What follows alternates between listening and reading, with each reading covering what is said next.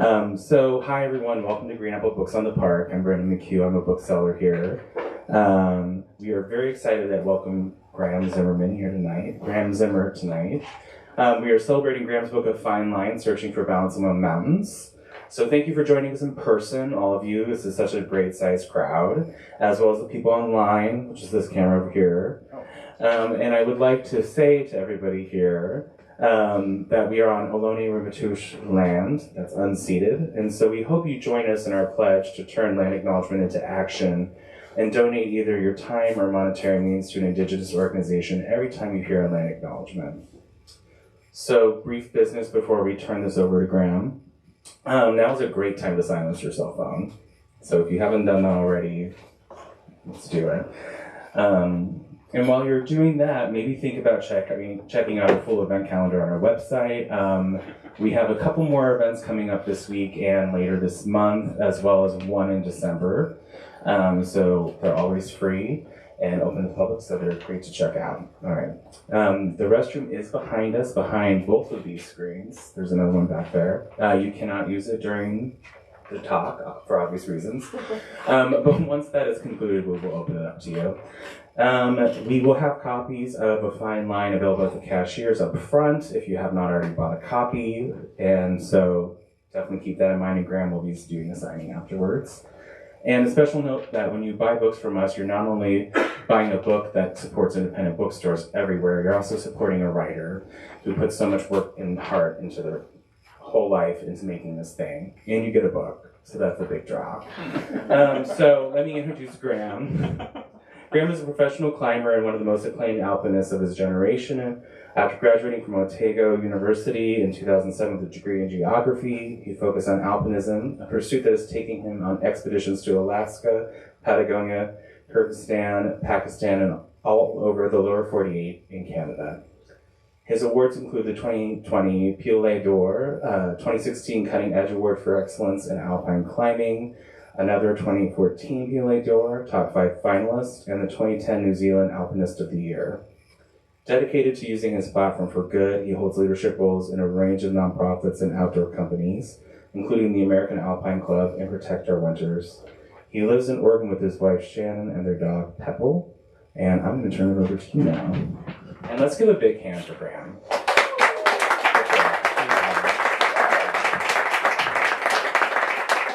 Thank you for that lovely introduction. And friends, it is so nice to be here. I have to share that when I was kind of like finishing this book and we were starting to talk about a book tour, there was a really obvious path that we could have followed that would have had us in climbing gyms and in climbing shops, and that would have been great. But I was really clear with the publicist that the more I can speak in independent bookstores, the better. These are places we want to support, that we need to support. They're also a place that for me are just like one of my favorite places to hang out. So to be here at Green Apple is like really, really great. So thank you, Green Apple, for having us, and thanks for that great introduction. So I've got a talk for you this evening that is it's something that I've put together as like a book talk, which is a really fun thing to be able to provide you with. It's not kind of a traditional like Stoke climbing narrative. It's more about the process of writing this book, some of the things that I learned, and some of the kind of primary themes within it. But I really want to start by giving you a sense of this environment in which I have spent my career trying to do hard things. And so what we're going to do is we're going to start with a little 5-minute film. This is a piece that was put together by Tin Cup Whiskey and Outdoor Research, two of my primary sponsors. And it's composed of archival imagery from my last 15 years of alpine climbing, alongside passages from the book and a rock and roll track that I really like. So we're going to start things off, and we're actually going to sync it with the speakers in the store here. So we'll go 3, 2, 1, go.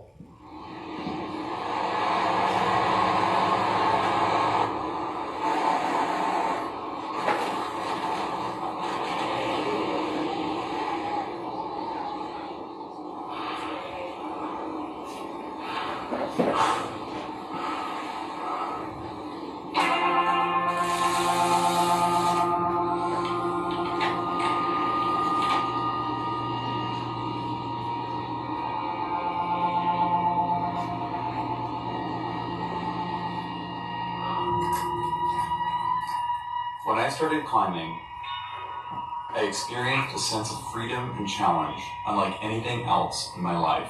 It's my birthday. I'm 24. Getting old. It was more than the muscular strain of pulling myself up steep terrain. There's Graham leading the first pitch. Something closer to blood in my mouth.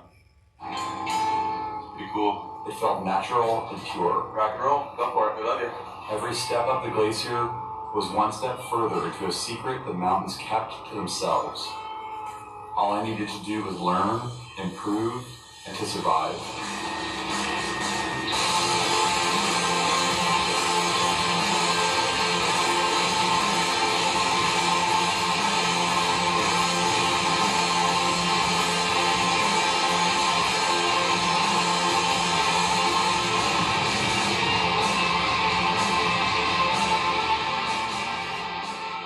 In a life in which I never, in a traditional sense, found God, the high mountains are places that for me represent the holy. The practice of climbing has been the thread that has wound its way through my life. It has been a handrail on which I have relied to keep me steady through turbulence. It has been a bearing to follow when the flow of my life has been tranquil. Marvelous.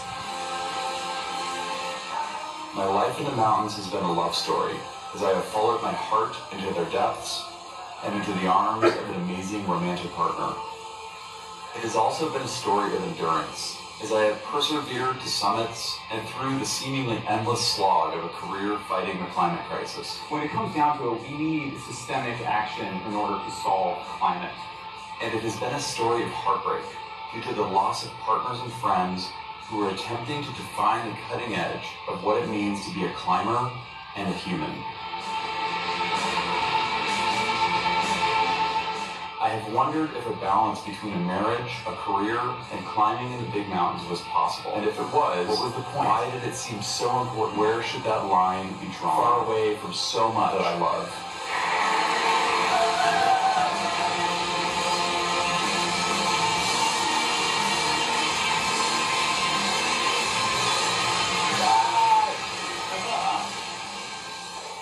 I loved climbing just as much as I needed to ensure that I came home in one piece. I scolded myself for decisions that nearly killed me. I vowed to learn from them, to keep my mind and body sharp.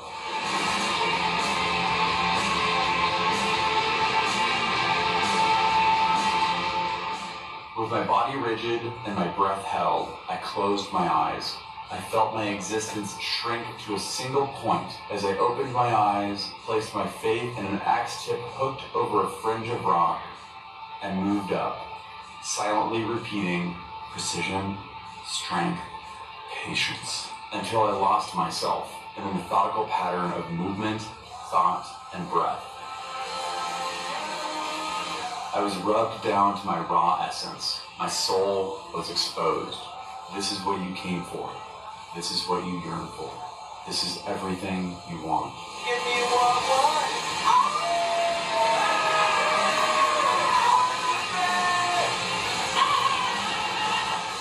I stared into the infinite, a place where everything could either end or begin.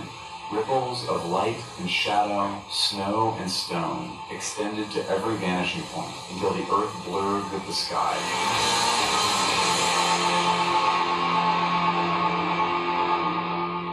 I whispered a silent thank you to the mountains, accepting hazy recollections as my only lasting experience. And for me, this is it. This is the fine line.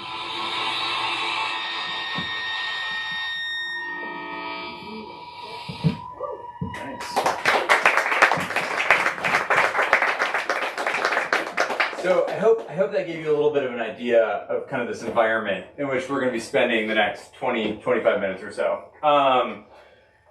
This place, this time that I've spent in this place has been incredible. And I'll share that spending all of this time in the big mountains of the world has really been the honor of my life. And it has been super powerful. And something we'll talk a lot about is we'll talk about the tension between the need to go to these places, to take on risk, but also to come home in one piece. And that's so much of the tension that is present in this book. And there are many stories in this book, but an overarching theme is the process of being inspired and realizing later that what once inspired you is no longer the best path to follow. And that sometimes you need to throw away that original inspiration in lieu of something better. And this is a story about developing as a climber and discovering balance as a strength rather than a weakness. And through that path of discovery, finding myself as a leader in the nonprofit sector and as a climate advocate, and more importantly to me, honestly, in my marriage. And this is really what the title of Fine Line is all about. Defining this balance in which we can take on these huge mountains while also being a good partner and a representative of our community. And for me, this is not something that I knew intrinsically. It was something that I had to learn through years of climbing, and something that required me to throw away that doctrine of the generation that came before me. And this memoir was really written to capture that story and the fact that that balance is rarely easy, nor is it simple, but the results, I think, can be outstanding.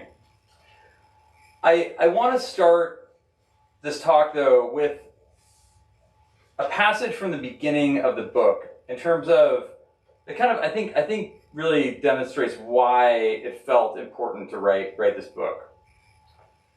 Which is that I have been fortunate to be a part of a generation of mountain climbers who have had the opportunity to accomplish some amazing things.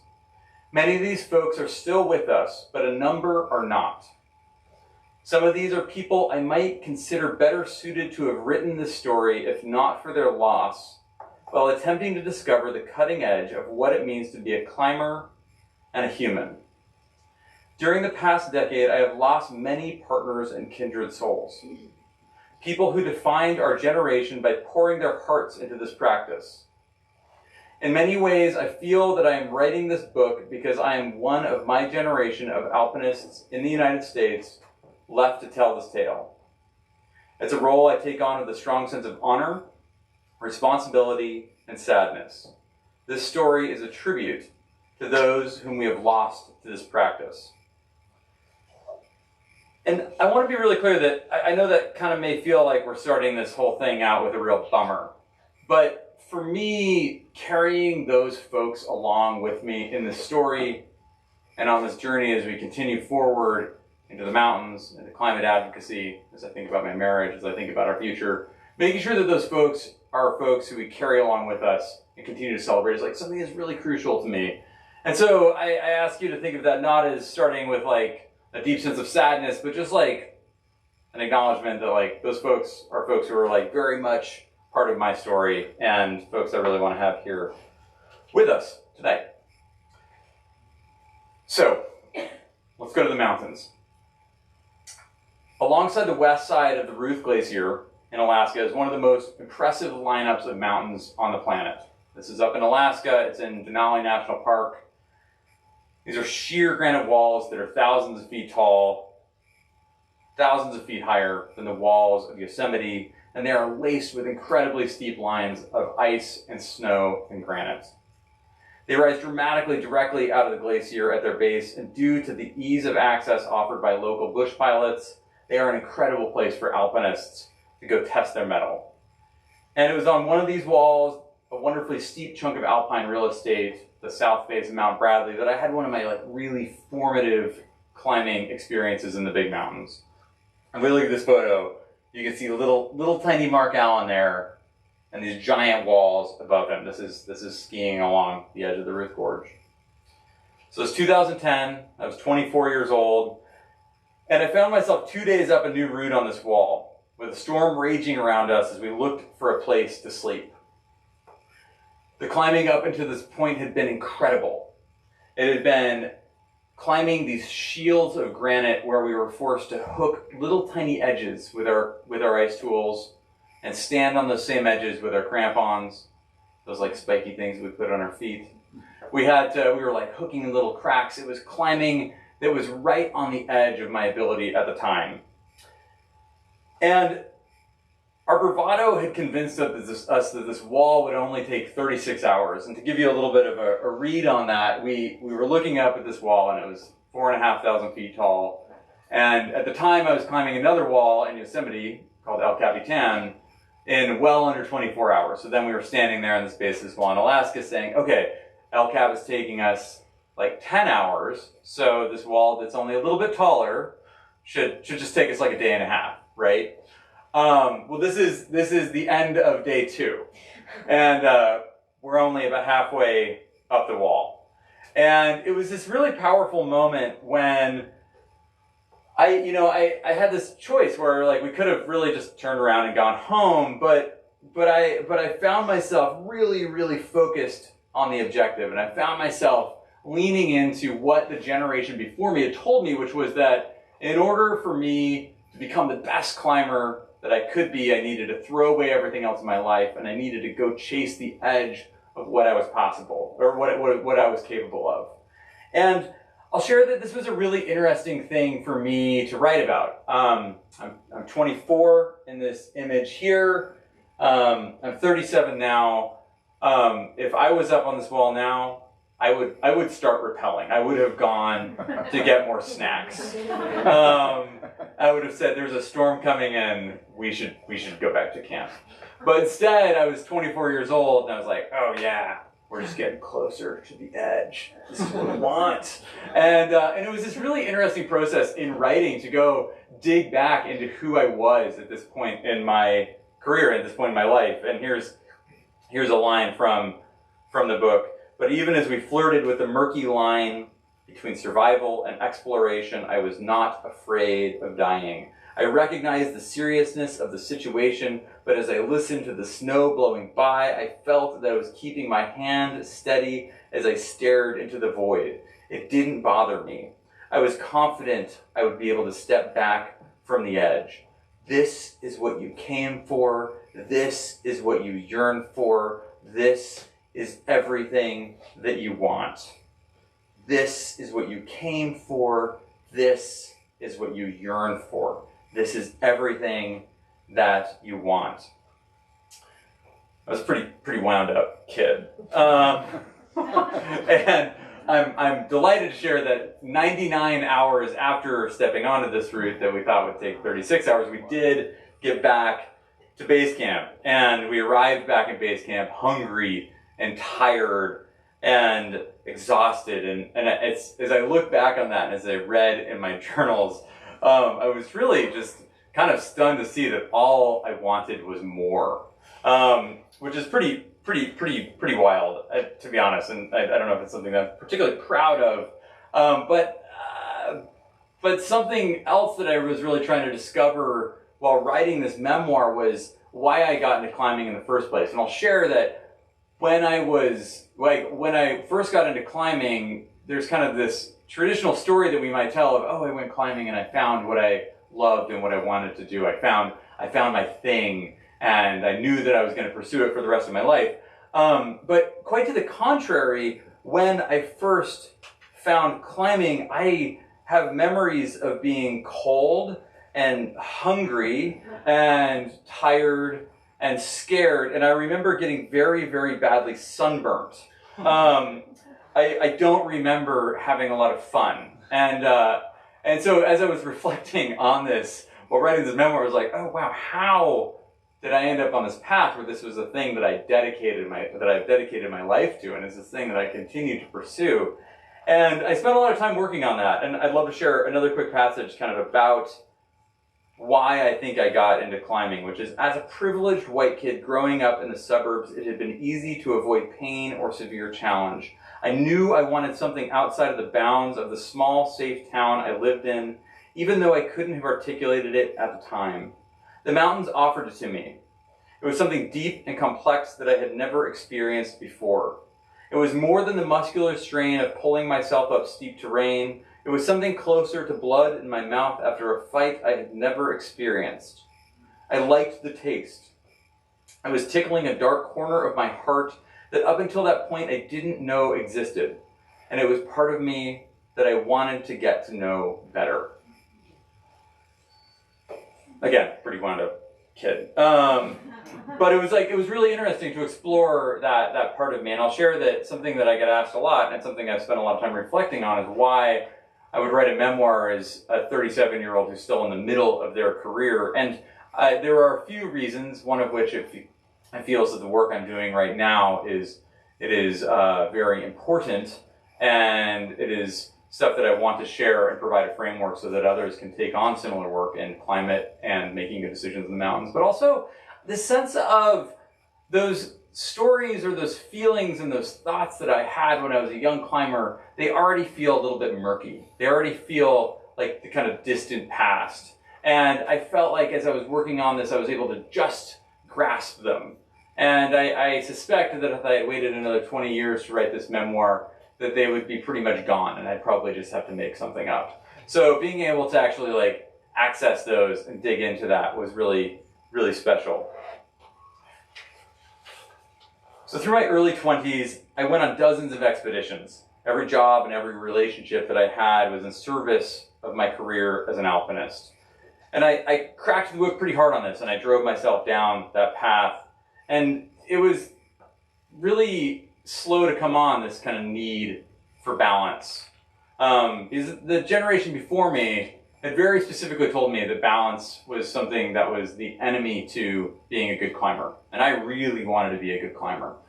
And so when that need for balance showed up, I really tried to push it down. And it started with a feeling of being incomplete, a subtle sadness or a sense of loss. But as I was repeatedly told by girlfriends that I was not present enough, and non-climbing friendships fell by the wayside, it developed into this feeling that I would never settle down, that I would never have a stable relationship, that I would simply be one with the mountains until the end of my days, or something like that.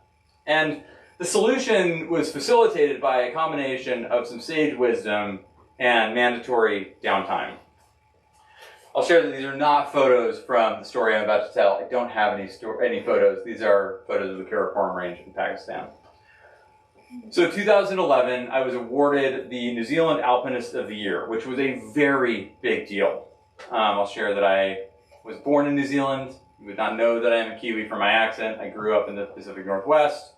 But the New Zealand climbing community has been a really big part of my journey as a climber. I spent a lot of time climbing down there in my mid-20s. It's really where I cut my teeth as an alpinist in the Southern Alps. And to be recognized by that community, which has a very, very strong climbing tradition, as many of you may know, the first ascent of Everest was made by a Kiwi. And if you look at how Kiwis have interacted with the big mountains of the world, they've consistently been putting up some of the hardest routes. And so to be honored by that community with the Alpinist of the Year award was a really big deal. And so I went down there. I went on a speaking tour. It was really great. And then I got invited by two close friends to go to the mountains and try a new route that had never been done before. And we walked into the mountains south of Mount Cook in an area called the Hopkins Valley. We went up to do this ice climb, and we started up the ice climb. It wasn't actually that hard, but on the second pitch, so on the second rope length, about 150 feet off the ground, I was seconding, so I was climbing with the rope above me.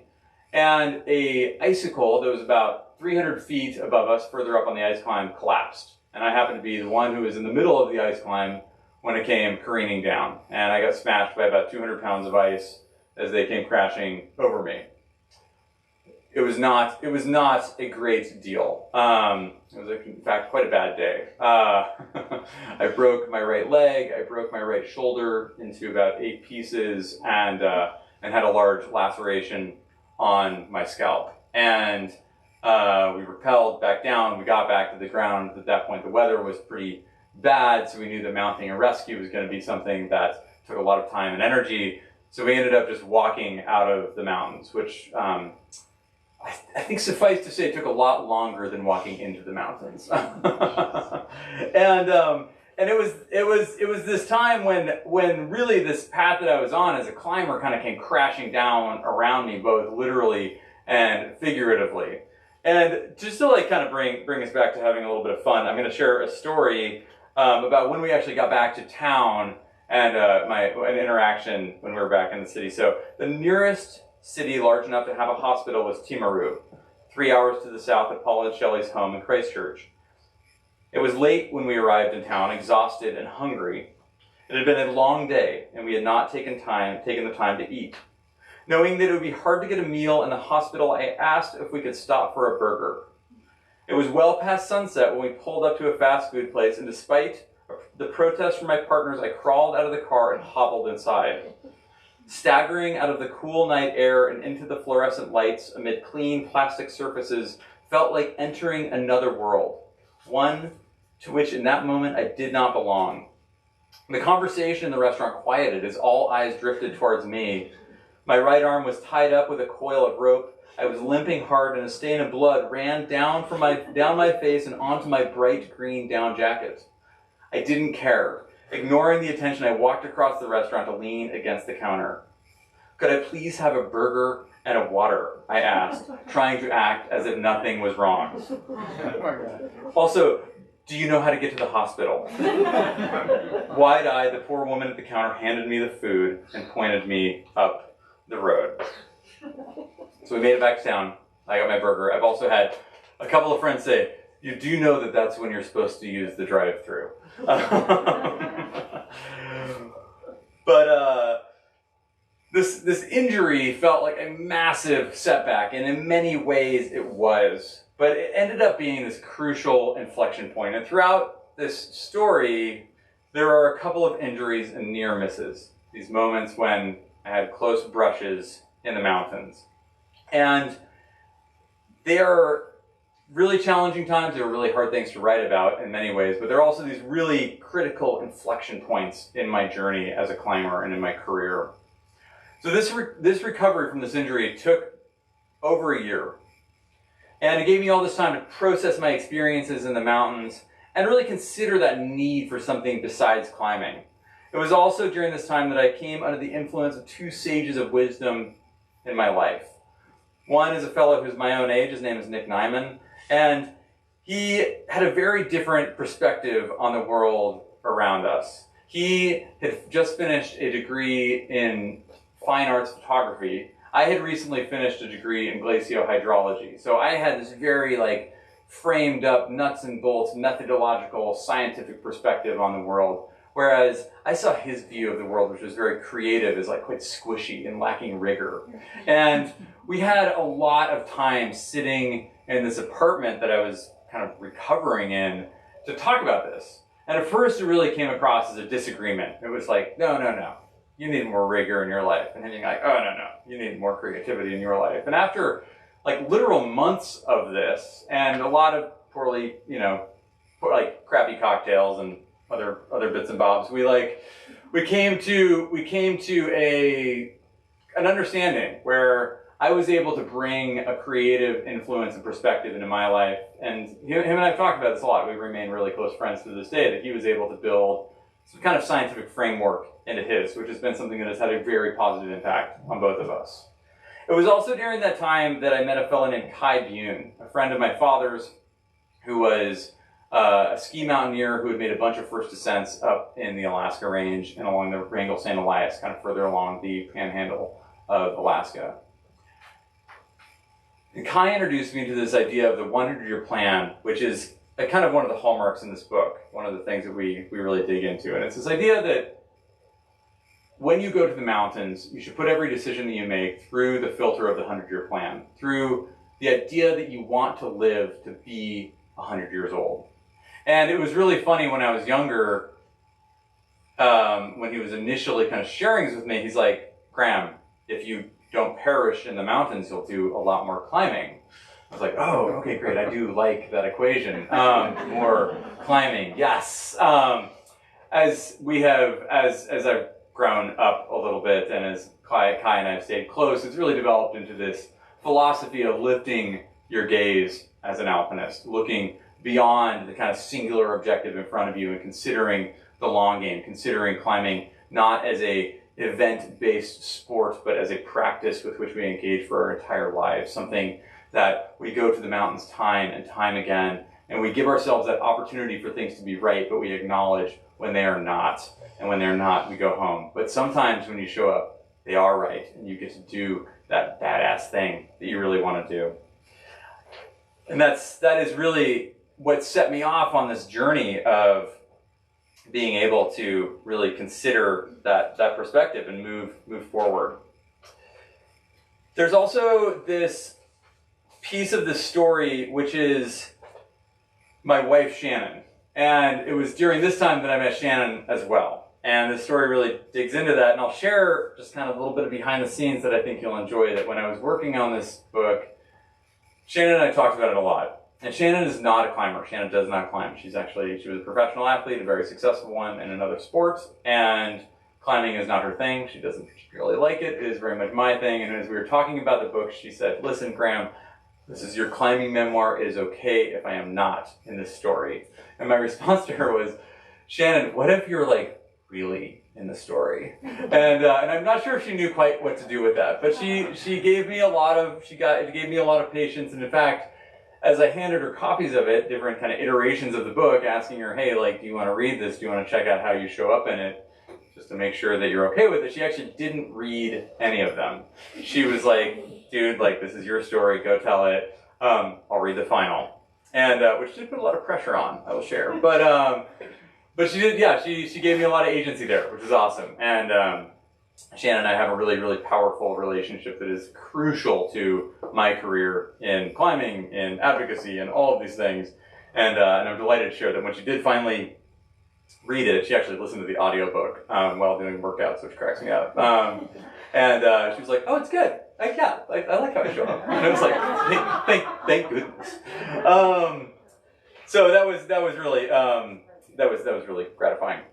Okay, so we're going to end with talking about, sorry, get my right page here. One of the key motivators to writing this book, which was sharing a different vision for a life dedicated to alpinism. One that leans into balance as a strength rather than a weakness, alongside how we as folks who are invested in the outdoors go to these amazing places, how we can leverage our stories in order to drive change in the world around us. So in 2020, I was awarded the PLA d'Or along with 3 of my best friends, Chris, Mark, and Steve. We had gone to a peak the year before called Linksar. This is a photo from that climb. And we put up this route that was something that I was truly proud of, and was one of the most incredible experiences that I have ever had. It was by far the hardest thing that I've ever tried in the mountains. It took us 2 full expeditions to Pakistan to get it done. And 4 climbers, 4 of us went together, and we all brought very different strengths to the equation. A few of us were a little bit older. Chris and myself were a little bit younger. We had a lot of technical talent. We had a lot of strategic talent in terms of how to get at these big objectives. I'll share that the challenge of this climb went beyond just it being a really, really hard to climb 10,000 foot unclimbed wall in the Karakoram. Also, it was really close to the actual ground position line between Pakistan and India. So just the logistics of getting the permit and getting the permission from the Pakistani military and all of that were massive cruxes. And to be awarded the PLA, which is the highest honor in alpine climbing, it is the gold medal of alpine climbing, was this massive honor. It was a really, really big deal. And to have it awarded for that climb that meant so much was really powerful. It was also that same year that I represented my community, our community, in an address at Congress while taking on a leadership role, the organization Protect Our Winners. And I'll share that Protect Our Winners is pretty wholeheartedly responsible for my move into the advocacy space. They taught me how to utilize my voice in order to drive the systemic change that we need when it comes to the climate crisis. And to be in front of Congress presenting on my stories and our work was just as incredible as winning this award. And it felt like this moment when I could have felt like I needed to make a choice. When I needed to choose either going to work on the hill, which is a very hard hill to climb, or continuing my career as an alpinist. And due to a lot of really good influence on my life and a lot of support, I instead decided to see how I could lean into both of these careers and see how that they could support each other. And I was finding as I went through this path that as I fought for a balance between a climbing career and this career in advocacy and my marriage, it was not actually a contradiction to my ability to climb hard. I found that in fact it enabled it. Without Shannon teaching me how to train, or my work in advocacy providing me with purpose, or more time at home providing me with the time to plan and prepare for these bigger, harder objectives, I never would have been able to take on a challenge like Linkstar. In 2021, I went to K2, or Chokery, which is the second highest peak on the planet. And I went there with my partner Ian Wellstead to attempt the first alpine-style ascent of that peak. And we were trying to climb a route called the West Ridge, which if we look at this photo is kind of the left-hand skyline, which is up in the clouds. And it was this really powerful moment when my work as a climber, as an advocate, converged. And this is a passage from the book about that experience. Sitting back on my ledge, I once again looked at the winding West Ridge beneath us. It was no longer just the way that we had come, but also the path we would take in retreat. It was the same terrain I had been looking down an hour earlier, but now it looked different. Now it represented the 6,000 feet of the route that we had climbed and bailed. Progress seemingly to nowhere.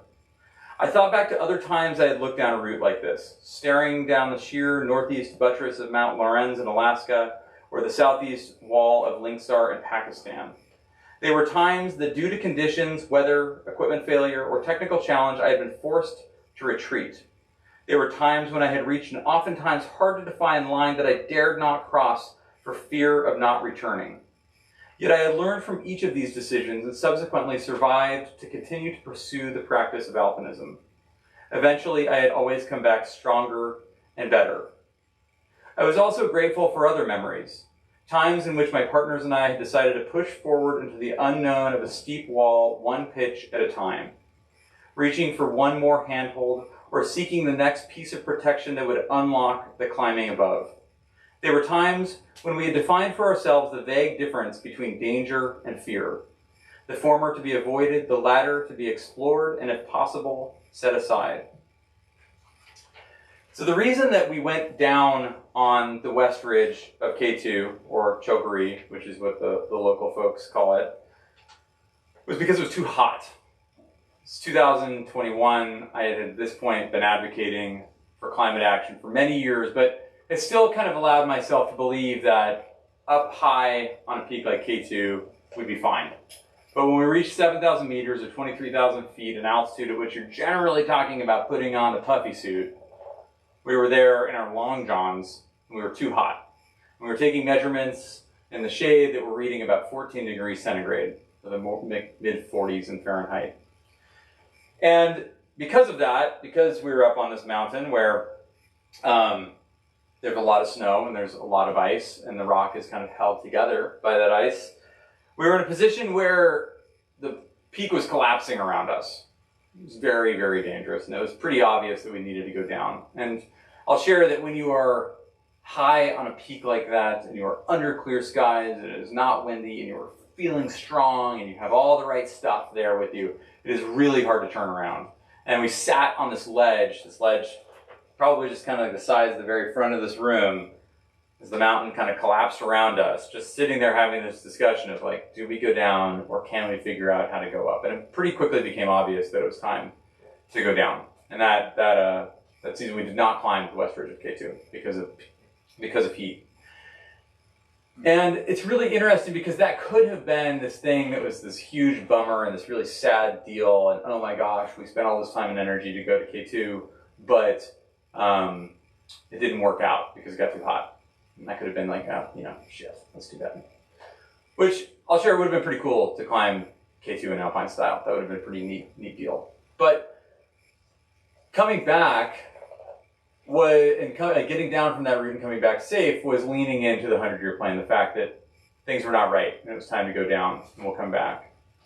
I'll also share that as I have gone and spent more time in DC, more time working with Congress, that story of going up to this place and the high altitude parts of the world that we think of as cold and we think should be cold, and sharing that it was in fact well above freezing, that it was a place where we were experiencing climate change in this really dramatic fashion, and also being able to relate that to the fact that, this it's really a shame that we couldn't make the first ascent of K2, the first alpine style ascent of K2.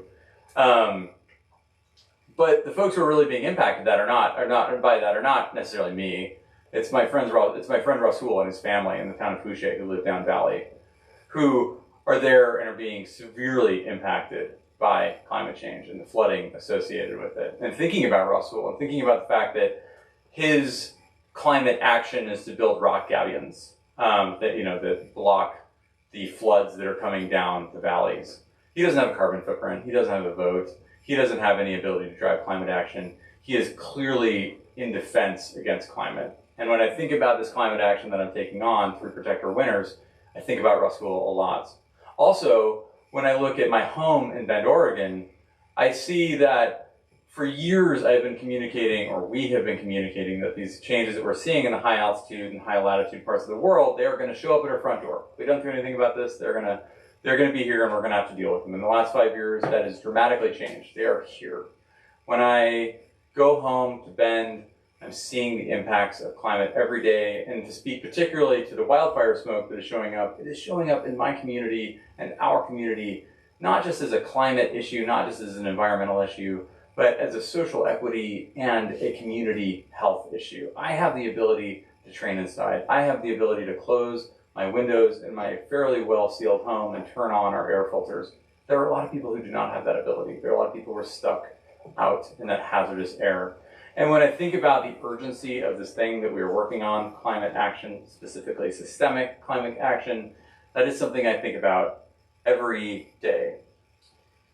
And when I think about going back to this book and this balance that I've defined for myself, that is really what a fine line is all about. It's about just defining this balance in which we can take on these huge mountains while also being a good partner, a representative of our community, and taking on this action that our world needs. And this memoir is written to capture capture the fact that that balance is rarely clean or simple. It is almost always imperfect. It is never easy. But again, the results can be outstanding, and they will guide us towards the world that we need to live in.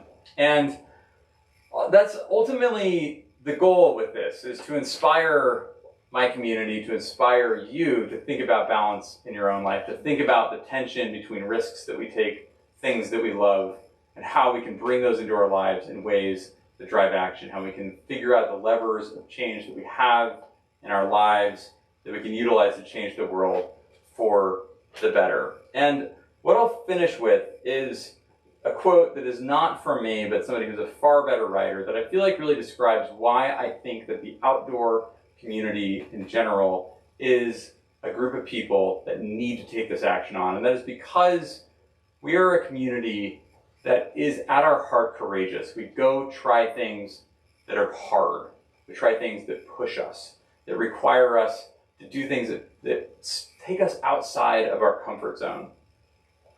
And courage being the core word within that. And this quote from Maya Angelou is that without courage, we cannot practice any other virtue with consistency. We cannot be kind, true, merciful, generous, or honest. And because of that, I really see us, the folks who spend time in the outdoors, who have these stories from these wild places that are being impacted, as folks who need to take action on climate. And with that, thank you for coming, and I hope you check out the book.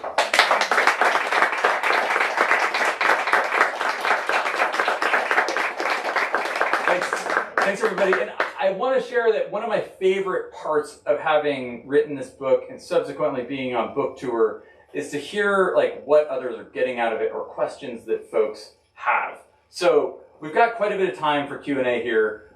We've basically got time until these guys kick us out, and they've got a sign for it. Thank you. I would be here till midnight otherwise. And so does anybody have any questions, things that they want to ask? Graham, how do you get down from these high peaks? Ooh, that's a great question. how do we get down from these high peaks? I'll share kind of at the highest level that getting down is a very different skill set from getting up.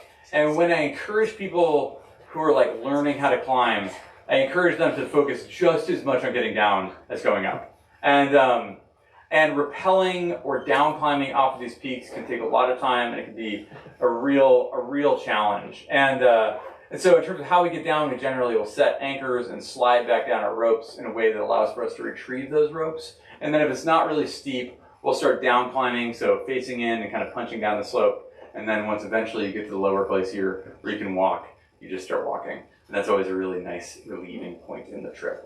But yeah, it's a whole other skill set. And if you're thinking about getting into big mountain climbing, think about how you get down. I'll also share, since I know you're a skier, there is an option to ski down sometimes, and there's this new school of alpinism, which is very cool, something that I do participate in a little bit, although some others are better at it, where people are climbing really hard routes in the mountains and then skiing down the less steep, other side of the mountain. And it's pretty cool. Anything else? At the very beginning, you mentioned a difference between your generation's approach to alpinism and climbing versus the previous generation. Can you speak more to that? Yeah, I'd love to. So it's really interesting because my climbing heroes when I was younger are a group of folks who were breaking away from a form of climbing that we refer to as siege climbing, where folks were going to these big mountains of the world and they were utilizing a lot of local support who was not getting paid very well and was not getting much credit for their effort. And they were utilizing that support to fix ropes up the mountain, to put camps in place, to stock those camps, and really make the climbing as easy as possible and utilizing as much equipment as possible in order to kind of dumb down the mountain to the point where they could get to the top. And the generation that came before me broke away from that. They stepped into a more by fair means style of climbing where it's just you and me tied together with backpacks on our back, and we are taking on the mountain one rope length at a time. And that's what we refer to as alpine style. And I'm happy you asked that. I sort of hedge away from getting too far into the vernacular with this presentation, but I do love talking about this. And I'll share that the thing that I've spent a lot of time with is that in many ways this book says that those folks in their super aggressive attitude towards alpine climbing, which said like risk your life, throw away your relationships, throw away your career, go to the mountains, this very like Ubermensch Nietzschean perspective, was something that was very attractive to me as a younger man. And something that I found was realistically just going to get me killed. And something that I had to come to terms with, kind of that sense of like throwing away the doctrine of my heroes. And I spent a lot of time thinking about like why they brought that attitude towards climbing. And something that I read that is kind of random, but was very, very illuminating, was Thomas Kuhn's The Structure of Scientific Revolutions, the discussion of how change within the scientific space does not happen gradually or comfortably, it happens aggressively. It builds until it happens very quickly, and the people who are taking on that change or perpetuating that change are seen as like the enemy, are seen as like something that, don't belong, and they have to force their way into that space until they prove that they are correct, and that becomes the norm. And if we look at, the transition between like the transition into Einsteinian physics or the transition into quantum physics, that's something we really see within those communities. And the same thing is true within the climbing community. The generation before me had to break away from what came before them with this really aggressive attitude, with this really aggressive set of strategies and tactics. And I am very fortunate to be in the generation after them where I was able to lean into those same methodologies for climbing, but set aside that super imbalanced, super aggressive, hyper masculine attitude towards climbing, and instead bring in all these other things that have been so powerful for me. I thought about that a lot. Anything else? How do you, go ahead. No. I have two college-age kids who have been climbing for a while. They really love it, but they're still learning. What advice would you have for them, kids starting out climbing? That's a really good question.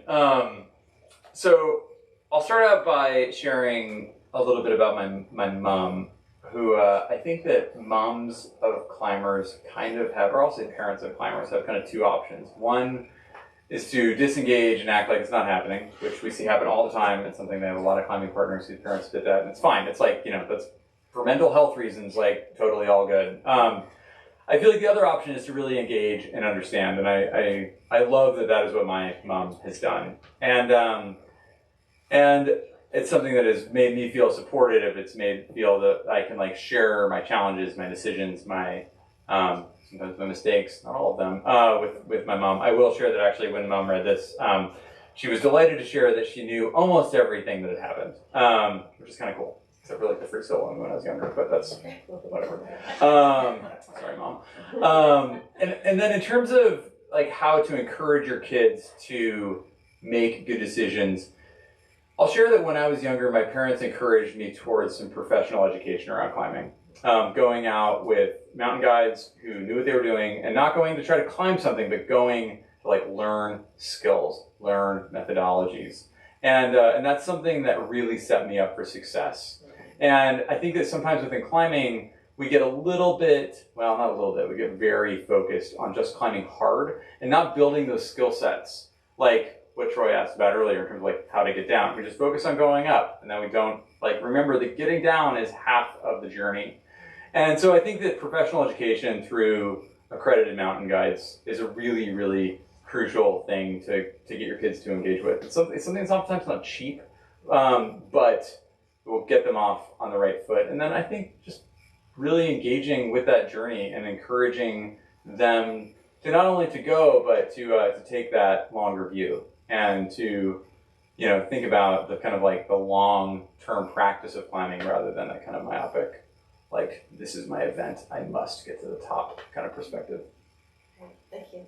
Yeah. More about your advocacy, just on climate. Like when you hear about celebrities or people with megaphones that talk up, climate advocacy, oftentimes people like on the opposing side will just say, well, just shut up and climb. We're not, what do you know? You're not a scientist. How has that journey been for you? Like just in dealing with like pushback or feedback like that? And, and why do you think, I guess you already addressed like why you think as a climber you have a unique knowledge and contribution to make, but I don't know, like how do you deal with sort of the opposing views out there that are just... It's a really good question. I feel like there are a few ways that I can answer it, so I'll try it a few different ways. The first one is that climate advocacy is really hard.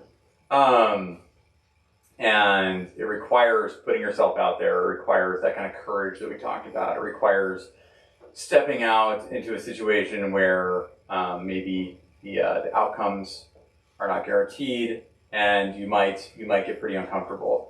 But that's like pretty much my entire career as an alpinist. I spoke earlier about that quote about like the taste of blood in my mouth after a fight that I had never been in, and it feels like, if I'm going to let myself get wound up about some like nasty comments on Instagram versus like getting pounded with spindrift in the mountains, it's like sometimes you just gotta like set them up as relative. This actually isn't that big of a deal. Yeah. And so as I think about that, I think about us as folks who engage with those challenges, not because we have to, but because we want to. It means that we are the people to take on the challenge of the climate conversation. And I think that within that, I kind of try to build in this narrative of like, hey, I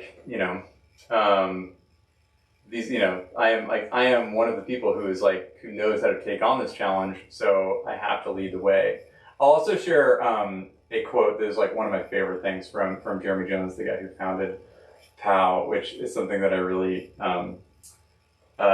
really related to, which is that when we talk about the folks who are calling out climate advocates online or in general, it's mostly like middle-aged white dudes. And I feel like I could say this now as kind of a middle-aged white dude, that I have had middle-aged white guys telling me that I'm wrong and telling me to stop my entire life since I was like a dumb kid doing stuff in the neighborhood. And nothing has changed. Like, it's just the same thing. And here we are, moving forward, dealing with the same middle-aged white men telling me that I'm wrong and that I should do something else. And if I want to be, I can be really good at it. So we're just kind of moving forward. Yeah. I think there's also like worth addressing the idea of imperfect advocacy, which was, I'll share the major hang-up for me in getting into the climate conversation. And a few of us chatted about this before the talk, but the idea that, you know, as a climber, as somebody who goes to the big mountains, somebody who has a large carbon footprint because of all of that travel, that who am I to advocate for climate action because of that carbon footprint that I have? And I feel really fortunate that I was brought into the fold with Protect Our Winters, who shared with me and taught me the fact that we do not solve climate through personal change. Personal change is great. Living an examined life is important.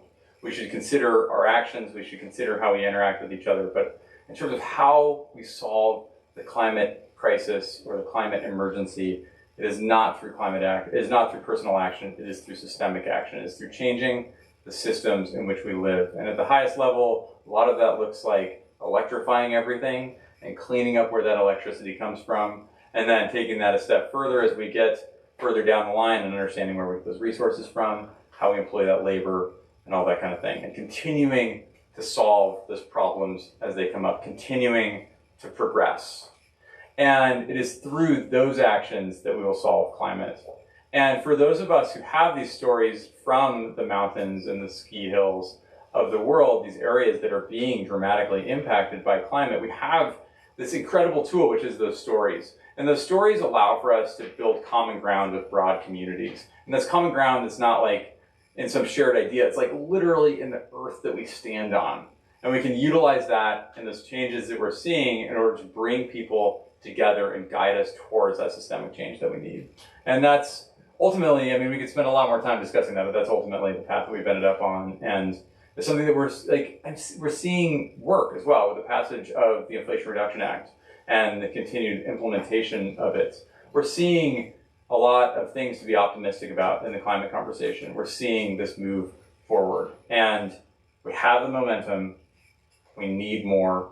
We need to keep the pressure on, particularly through November next year, and we can make that happen. All right, I'm getting the wrap-up sign from the back.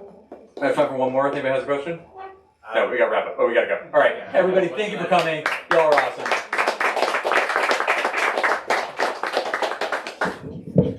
One last word. Let's give another hand to Graham. That was great. Thank you so much. Please buy the book up front. Thank you so much for coming to Green Apple. Have a wonderful night.